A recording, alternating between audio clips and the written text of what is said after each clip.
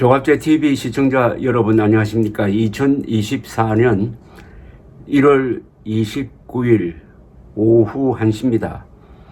지난주 47개 범죄 혐의에 대하여 무죄를 선고받은 양승태 전 대법원장은 지난해 최후 진술을 통하여 윤석열 중앙지검장과 한동훈 차장이 지휘한 이른바 사법농단 수사는 검찰이 정권의 천병이 되어 사법부를 장악하기 위하여 불법적으로 벌인 헌정질서 위협 수사였다고 그 성격을 규정했습니다.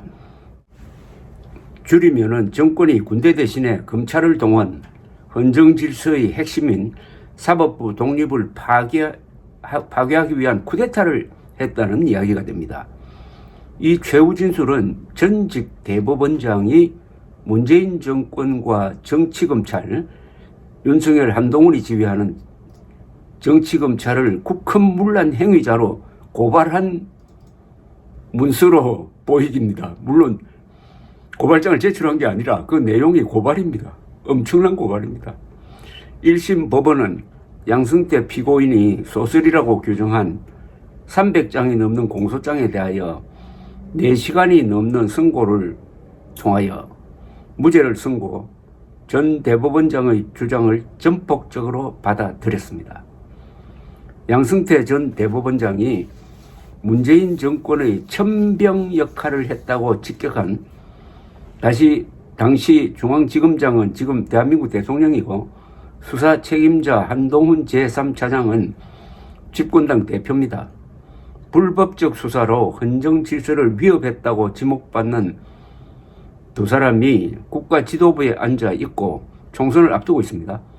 조중동 등 보수 언론은 법원을 초토화시킨 수사의 책임을 문재인 당시 대통령과 김명수 대법원장에게만 추궁할 뿐 윤석열과 한동훈은 봐주고 있습니다.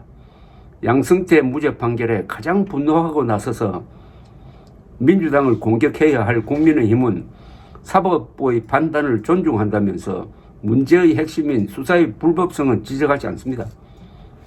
총선 승리의 유력한 카드를 포기하면서까지 윤석열, 한동훈을 비호하려 하고 있습니다.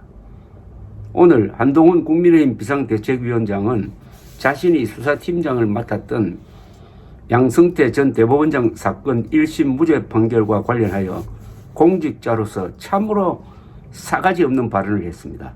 그는 국민의힘 당사 출근길에 기자들과 만나 그 사건은 대법원의 사실상 수사 의뢰로 진행된 사건이었다며 중간 진행 상황에 대해서 수사에 관여했던 사람이 직을 떠난 상황에서 말씀드리는 건 적절하지 않을 것 같다.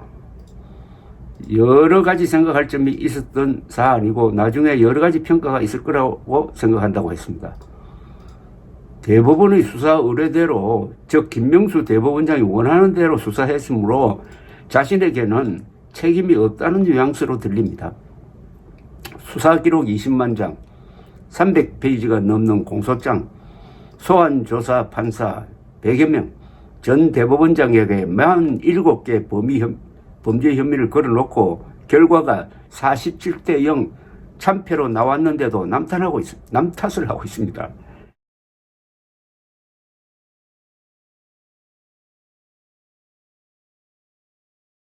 이게 특수부 검사의 못된 버릇일 수는 있지만은 정치인으로서는 실격입니다.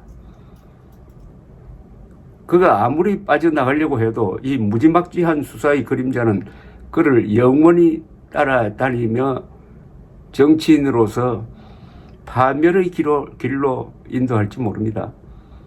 무엇보다도 그는 법률가로서 참으로 무능한 사람이고 인간으로서도 참으로 막된 그릇입니다.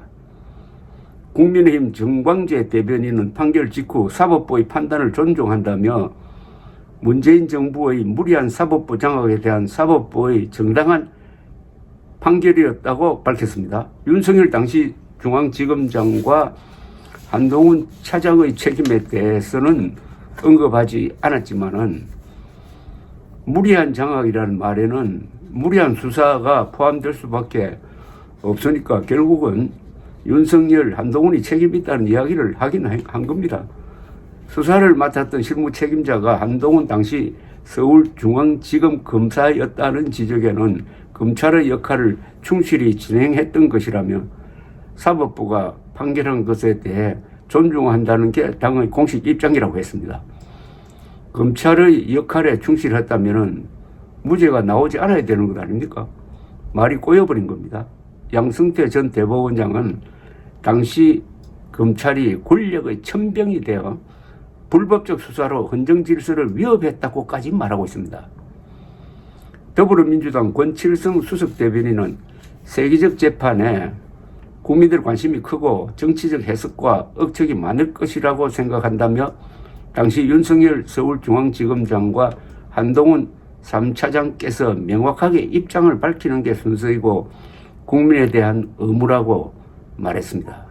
민주당도 강하게 윤석열, 한동훈을 비판할 수 없는 것은 두 사람을 추궁하면은 자연스럽게 배후인 문재인과 민주당으로 연결될 수밖에 없기 때문입니다. 가장 자유로운 입장에서 검찰 수사를 비판해야 할 조중동 등 보수 언론은 총선에서 국민의힘이 불리해질까 걱정하고 있는지 아주 형식적 비판만 하고 있습니다. 문재인과 김명수에 대하여 목소리를 높였던 강성 보수 세력은 주체성이 없고 국힘당의 팬클럽화된 지 오래니까 기대할 게 없습니다. 이런 가운데 검사 출신 김종민 변호사, 현재 KBS 이사입니다. 이틀 전 페이스북을 통하여 윤석열 입장 표명, 한동훈 비대위원장 사퇴, 검찰의 항소 포기, 엉터리 수사에 대한 책임 규명을 위한 독립적 조사, 특히 특수수사의 문제 시정 등을 요구했습니다. 이게 모범 답안이라고 생각합니다.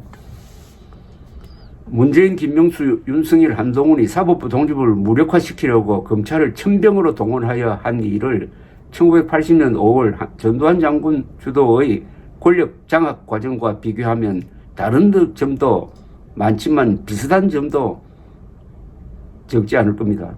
공통점은 합법적 절차로 위장한 성공한 쿠데타 또는 쿠데타적 사건이라는 점이 아닐까요?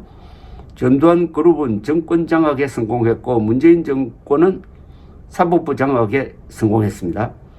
다른 공통점으로서 정권을 넘긴 다음 단죄를 받은 점이 될지는 지금 단계에서는 알 수가 없습니다. 사법부 장악 쿠데타라는 주장이 어느 정도 폭발력을 갖게 될지도 미지수입니다.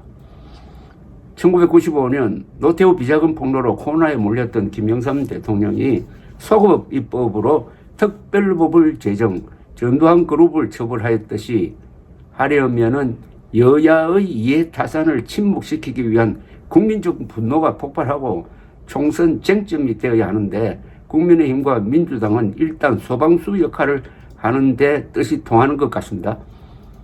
사법부 장악에 공모한 네 사람, 문재인, 김명수, 윤석열, 한동훈 세력 사이에는 일종의 공생관계가 형성되어 있고 따라서 1심 판결이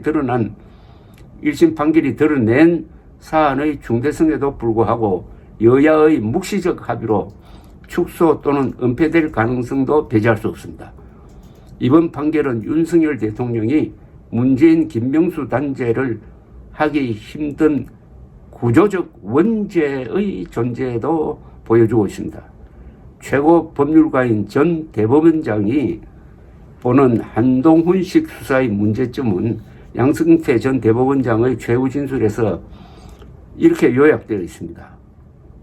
사법부에 대한 정치 세력의 엄험한 공격이 바로 이 사건의 배경이고 검찰이 수사라는 명목으로 그 천병 역할을 한 것입니다. 권력으로 사법부를 공격함으로써 민주적 헌정 질서를 위협한다는 점에서 심각성은 훨씬 더합니다. 결국 양승태 무죄 판결은 한동훈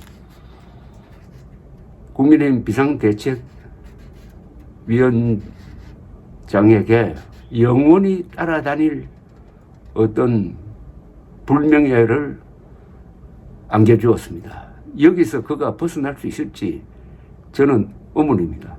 설마 우리 국민이 또 특수부 검사를 대통령으로 뽑기야 하겠습니까? 감사합니다.